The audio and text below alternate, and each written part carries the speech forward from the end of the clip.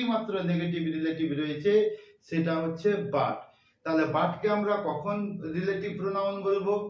But যখন পূর্বে অবস্থিত নাউনকে নির্দেশ করবে, বাট যখন দুটি বাক্যকে যুক্ত করবে, বাট যখন না অর্থ প্রকাশ করবে, তখন বাটকে বলা হয় রিলেটিভ প্রোনাউন বা বাটকে রিলেটিভ প্রোনাউন বা নেগেটিভ রিলেটিভ বলা হয়। বাটকে নেগেটিভ রিলেটিভ বলার কারণ হচ্ছে যে না অর্থ প্রকাশ করায় বাটকে নেগেটিভ রিলেটিভ বলা হয়। অর্থাৎ যেমন উদাহরণ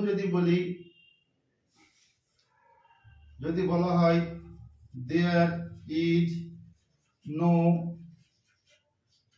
mother but loves her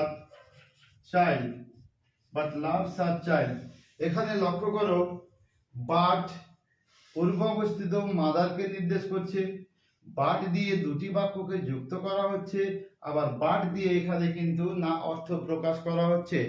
there is no mother but loves her child বলতে বোঝায় কোনো মা নেই যে তার ছেলেকে ভালোবাসে না। অর্থাৎ বাটের এখানে মিনিংটা হচ্ছে যে এইরকম হচ্ছে মিনিং, যে there is no mother, there is no mother who does not love her child.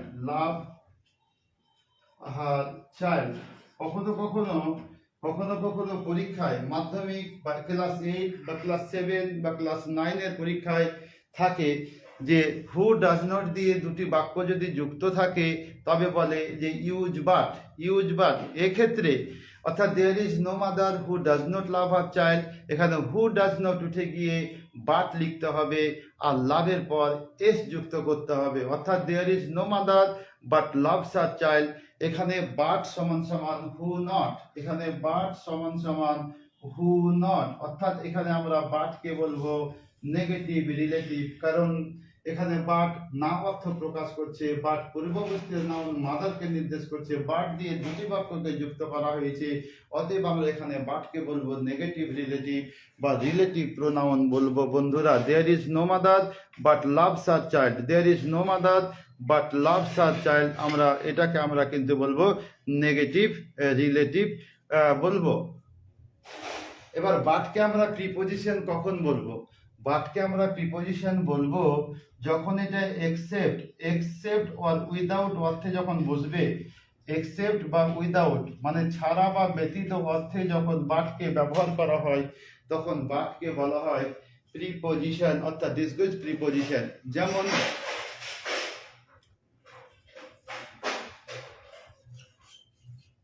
none but Kamal can do it, এখানে বাটকে আমরা বলবো প্রিপোজিশন। নান বাট কামাল বলতে কামাল ছাড়া কেউ না, এখানে বাট ছাড়া অর্থে ব্যবহার করা হয়েছে, অতএব আমরা এখানে none but Kamal can do it, এই বাক্যে বাটকে আমরা বলবো প্রিপোজিশন। এটা হচ্ছে ছদ্মবেশী প্রিপোজিশন। বা আই ক্যানট, অথবা আর একটি example, I cannot but help, I cannot but do it, এখানে আমরা বাটকে বলবো প্রিপোজিশন। কেন? এখানে বাট ব্যবহার হয়েছে ছাড়া অর্থে, এখানে বাটকে ব্যবহার করা হয়েছে ছাড়া অর্থে, অর্থাৎ বাট যদি ছাড়া অর্থে বসে তখন বাটকে বলা হয় প্রিপোজিশন। বাটকে আমরা কনজাংশন কখন বলবো? বাট যখন পরস্পর বিপরীতধর্মী দুটি বাক্যকে যুক্ত করে, অর্থাৎ বিপরীতধর্মী দুটি বাক্যকে যুক্ত করে, কন্ট্রাস্টেড আইডিয়াকে যুক্ত করে। যেমন he is poor but he is honest, he is poor but he is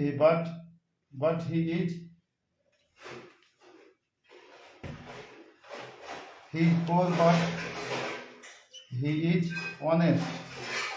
এখানে he is poor, he is honest দুটি কন্ট্রাস্টেড আইডিয়া, এখানে দুটি কন্ট্রাস্টেড আইডিয়াকে বাট দিয়ে যুক্ত করা হয়েছে। ওইখানে বাট কিন্তু কনজাংশন। কোন কনজাংশন? এটা হচ্ছে coordinating conjunction of contrast, coordinating conjunction of contrast.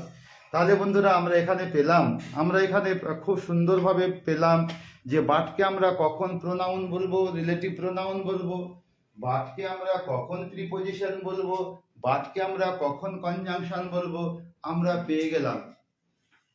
একটু আলোকপাত করে দেওয়া যাক। তাহলে বাটকে আমরা কখন প্রোনাউন বলবো? বাট যখন পূর্ব অবস্থিত নাউনকে নির্দেশ করে এবং দুটি বাক্যকে যুক্ত করে এবং নেগেটিভ অর্থ প্রকাশ করে, তখন অর্থাৎ হু নট অর্থে ব্যবহৃত হয়, তখন বাটকে রিলেটিভ প্রোনাউন বলে। বাট না অর্থ প্রকাশ করায় বাটকে নেগেটিভ রিলেটিভ বলা হয়। আমরা সারা বিশ্বে একটি মাত্র নেগেটিভ রিলেটিভ রয়েছে, যেটা হচ্ছে but. There is no man who does not wish to be happy. এই বাক্যে বাট যদি ব্যবহার করি তাহলে হবে there is no man but wishes to be happy. এখানে বাটকে আমরা রিলেটিভ প্রোনাউন বলবো, নেগেটিভ রিলেটিভ বলবো, কেননা বাট পূর্বাবস্থিত ম্যানকে নির্দেশ করছে, দুটি বাক্যকে যুক্ত করছে এবং নেগেটিভ অর্থ প্রকাশ করছে। বাট এই বাক্যে হচ্ছে রিলেটিভ প্রোনাউন। বাট যখন ছাড়া অর্থে বা উইদাউট অর্থে বা এক্সেপ্ট অর্থে বা ব্যতীত অর্থে ব্যবহৃত হয় কোনো বাক্যে, তখন বাটকে বলা হয় প্রিপোজিশন। যেমন আই ক্যানট বাট গো দেয়ার, এখানে বাট ছাড়া অর্থে ব্যবহার করা হয়েছে, অতএব এখানে বাটকে আমরা বলবো প্রিপোজিশন।